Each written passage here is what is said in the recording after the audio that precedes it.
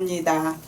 이렇게 오늘 또 하나님 말씀을 보고 들으며 은혜 받기를 원합니다.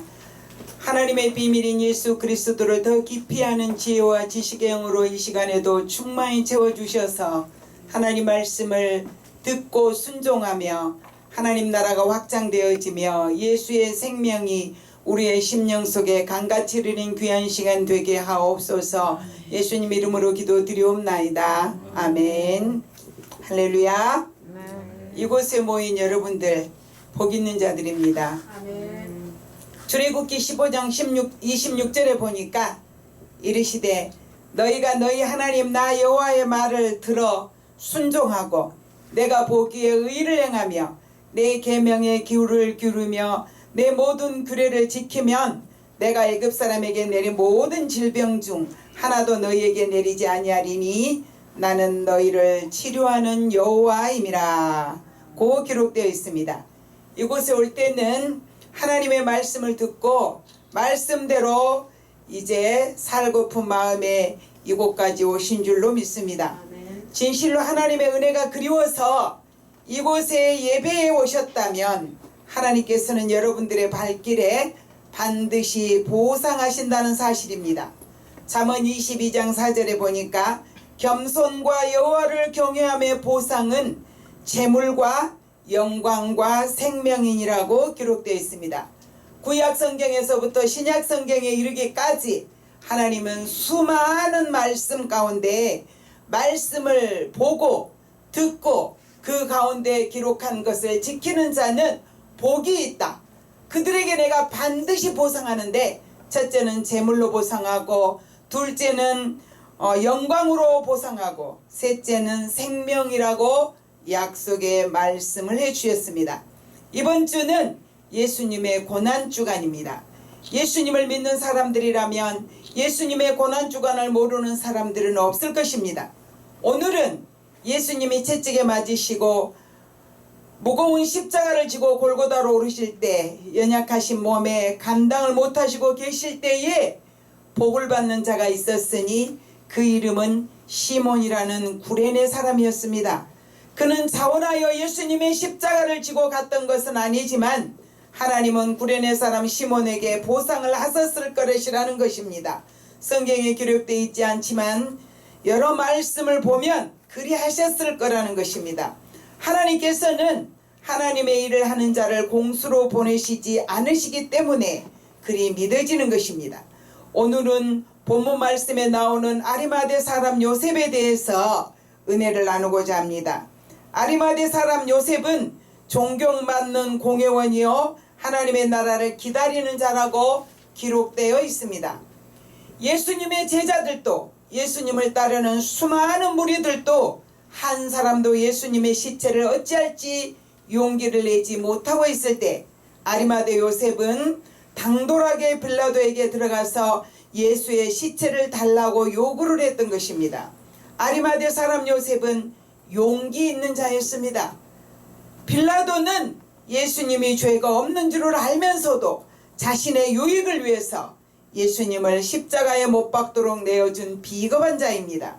그러나 용기 있는 자는 용기 있는 행동은 옳은 일 반드시 해야만 할 일 위해서는 어떠한 희생이라도 감내하는 것을 말하는 것입니다. 그러나 자신에게 돌아올 후일의 일을 생각하지 않고 어려운 일에 선뜻 나서는 것은 그리 쉬운 일이 아니라는 것입니다. 그러나 요셉이 빌라도를 찾아가서 조금 더 꺼리거나 두려움 없이 예수님의 시체를 내어달라고 요구한 것은 예수에 대한 자신의 입장을 가장 분명하고 확실하게 보여준 행동이었던 것입니다. 즉 그는 이를 통해서 자신이 예수님의 제자인 것을 공개적으로 나타낸 것입니다. 그리스도인들은 언제든지 자신의 신분을 숨기려고 해서는 안 되는 것입니다. 요셉은 유대 최고 의결기관이었던 산헤드림의 존경받는 공회원이었습니다. 그때는 예수님의 제자라는 사실이 알려지면 명예에 상당한 손상을 입을 수 있는 염려가 있었음에도 불구하고 아리마대 요셉은 감수했던 것입니다. 가장 중요한 일 중에 하나인 주님의 시신을 안장하는 일을 스스로 나서서 자기가 감당했던 것입니다. 아리마대 요셉의 이 행동은 믿음 있는 성도의 희생적인 헌신인 것입니다. 또한 요셉은 최선을 다한 행동이었습니다. 주님께서 우리에게 요구하시는 것은 도저히 불가능한 어려운 일이 아니라 충분히 할 수 있는 일인 것입니다. 요셉처럼 이것을 찾아서 최선을 다할 때 하나님께서는 반드시 저와 여러분에게 보상해 주신다는 것입니다. 우리는 하나님의 일을 할 때 결단하고 하나님의 능력을 힘입어야 주님의 일을 할 수 있고 가장 존귀한 일도 할 수 있는 것입니다. 한 사람의 용기 있는 행동은 부활의 아침을 밝게 해 주었던 것입니다. 위대한 일꾼들이란 단 한 번 주어진 일생을 위대하게 산다는 가치 있는 일이며 어려운 일을 손해를 감수하면서도 해내는 것이 위대한 일꾼이라고 말하고 있습니다. 위대한 인생의 기초는 누구에 의해서 쓰임받는가 하는 데 달려있다는 것입니다. 아무리 탁월한 능력과 놀라운 지혜를 가졌다고 해도 마귀에게 쓰임을 받는 사람들은 위대한 인생을 사는 것이 아닙니다. 환경이나 여건이 보잘것없고 미미함에도 불구하고 주님께 쓰임받는 사람들은 위대한 삶을 사는 것입니다. 우리가 사는 이 시대는 아리마대 요셉이 빌라도에게 담대히 들어가서 예수의 시체를 달라고 요구하는 시대에 사는 것이 아닙니다. 이 시대는 나를 위해서 이 세상에 인간의 몸을 입고 오셔서 33년의 생애를 사시고 나를 위해서 죽어주시고 부활하시고 승천하신 예수님, 다시 오시겠다고 하신 예수님을 전해야 하는 시대에 살고 있습니다. 그렇다면 나의 용기 있는 행동은 때를 얻든지 못 얻든지 예수님이 나의 구주이심을 전해야 하는 것이 용기 있는 삶을 사는 신앙인인 것이다 라고 말씀하고 있습니다. 우리 곁에 가까이 있는 사람들이 우리와 함께 오래 살 것으로 착각하고 사는 것이 인간들의 미련한 것 같습니다. 그러나 인생들의 부인할 수 없는 세 가지가 있습니다. 첫째는 사람은 누구나 죽는다는 것입니다. 둘째, 언제 죽을지 아무도 모른다는 것입니다. 세 번째는 죽음 후에는 반드시 심판이 있다는 것입니다. 예수님의 고난 주간에 금식하는 분들이 많이들 있습니다. 저 또한 그리하면서 수십 년을 살아왔습니다. 그런데 가장 중요한 건 금식하며 기도하는 것 정말 중요합니다.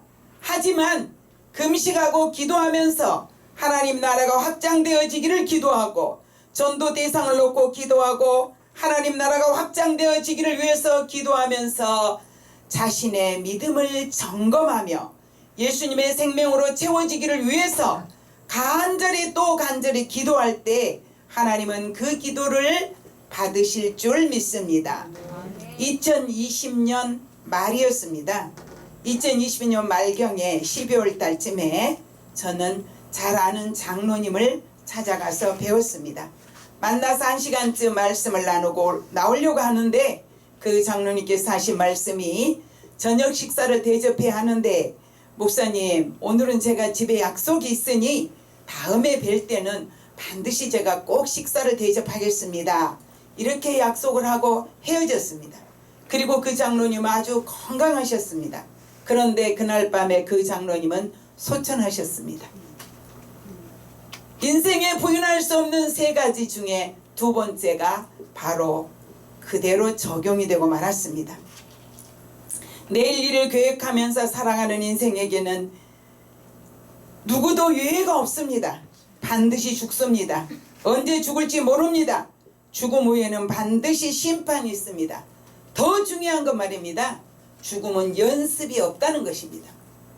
우리가 반드시 죽는 것과 언제 죽을지 모르는 것은 누구도 부인하지 않습니다. 그런데 죽음 후에 심판이 있는 것은 아무도 보지 못한 내용이기 때문에 많은 사람들은 실감하지 못하고 지나가고 있을 때가 많이 있더라는 것입니다. 그러나 누구도 예외는 없습니다. 심판대 앞에 설 수밖에 없는 것이 저와 여러분입니다. 성경에 기록된 말씀에 보니 하나님은 각 사람의 행한 대로 심판을 하신다고 하셨습니다. 이것이 공의의 심판이시라는 겁니다. 구원은 반드시 믿음으로 받습니다. 상급은 반드시 우리의 행위로 받는다는 것을 우리는 잊어서는 안 된다는 것입니다. 목사가 되어서 말씀을 볼 때마다 하나님께 간절히 기도하고 말씀 준비를 할 때는 엄마가 다음 끼니의 식사를 위해서 어떤 반찬을 위해서 가족을 건강하게 할까라고 고민하는 것처럼 목사들도 말씀을 준비하려고 할 때 말씀을 전하려고 하는 어떤 그 계획이 세워질 때 깊은 묵상에 들어가고 성경 66권을 수없이 돌려보면서 어떤 것이 그 장소에 적절하게 하나님께서 원하시는 말씀을 전할 수 있을까라고 고민하면서 말씀을 준비해 보곤 합니다. 많은 분들이 천국과 지옥에 대한 간증을 저는 아주 좋아하고 즐겨 잘 듣습니다. 그런데 제가 가장 신뢰하는 천국 지옥 간증 내용은 박영문 목사님과 박용규 목사님이십니다. 이 두 분의 간증 내용은 성경 말씀과 아주 흡사하기 때문에 저는 아주 좋아합니다. 박영문 목사님은 여러분들이 혹시 잘 모르실지 모르겠지만 박용규 목사님은 성남에 사역을 하셨던 목사님이시기 때문에 아신 분들이 많이 계실 줄 믿습니다. 그런데 박영문 목사님이 불신자 때입니다. 불신자 때 하나님께서 부르셔서 천국과 지옥을 가서 보고 오셔서 간증한 내용, 그 간증 테이프를 통해서 저희 어머니의 강팍하고 굳은 마음도 그 간증 테이프를 통해서 녹아졌고 하나님 앞에 무릎을 꿇을 수 있는 기적 같은 일을 이제 저는 만나보았습니다. 그런데 그 테이프 내용에 보면, 간증 내용을 보면 이런 내용이 있습니다. 자기가 예수를 만나기 전에 불신자 때 외삼촌 댁에 병문안을 갔더니 외삼촌이 삐쩍 말라있고 배는 복수가 차있고 이제 죽음을 앞두고 있는데 외숙모가 손님들이 오셔서 식사 준비를 하려고 쌀을 씻으러 우물가에 가면서 막 쌀을 씻으면서 즐거워하면서 찬송을 부르더라는 것입니다. 그래서 그 외숙모에게 물어봤어요. 숙모님, 삼촌은 저렇게 지금 아파서 죽게 생겼는데 노래가 나옵니까? 그렇게 소리를 질렀답니다. 그랬더니 그 숙모님 이 세상보다 저 세상에 가면 저렇게 병들고 고통스럽게 살지도 않고 하나님의 그 영화로우심 속에 살 건데 뭐가 걱정이냐고. 그러면서 그 외숙모가 말씀하시는 소리를 듣고 이분이 뭐라고 얘기를 했냐. 예수쟁이들이 저렇게 말하고 저러기 때문에 제가 교회 가기가 싫은 것이라고 이렇게 얘기를 했다고 합니다. 그런데 말입니다. 그분이 아주 인생의 위기 앞에 섰을 때 그분을 위해서 기도했던 형님 목사님, 그 어머니도 예수 믿기 전이었는데 형님 목사님의 눈물 어린 기도로 이제 하나님께서 그분의 인생이 망가지려고 하는 아주 무서운 위기 앞에서 하나님은 그를 찾아오셨고 그 영혼을 어머니하고 함께 있는데 앉아있는데 그분의 영혼은 이제 그 황금 마차를 타고 천국과 지옥을 갔다고 합니다.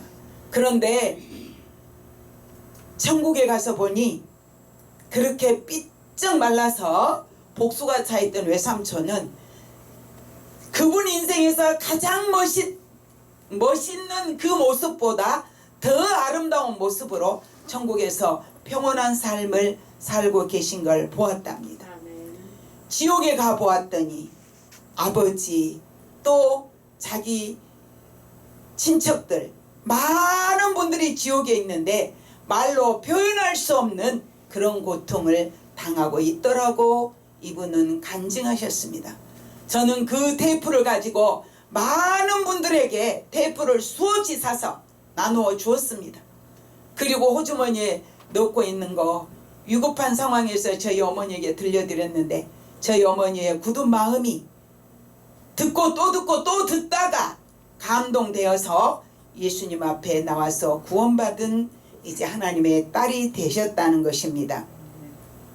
그런데 그 박영문 목사님이 천국에 가서 보니 사도 바울과 베드로 사도가 가장 어마어마한 큰 집에 살고 계시더라는 것입니다. 예수님 말씀이 사도 바울이 세상에서 가장 전도를 많이 했고 베드로가 그 다음으로 많이 했노라고 말씀을 하셨다고 합니다. 우리는 예수님의 고난주간에 금식하고 기도하면서 성령 충만 받아서 하나님께서 가장 기뻐하신 영혼 살리는 데 혼신을 다하고 천국에서 큰 상급을 받으시기를 축원드립니다.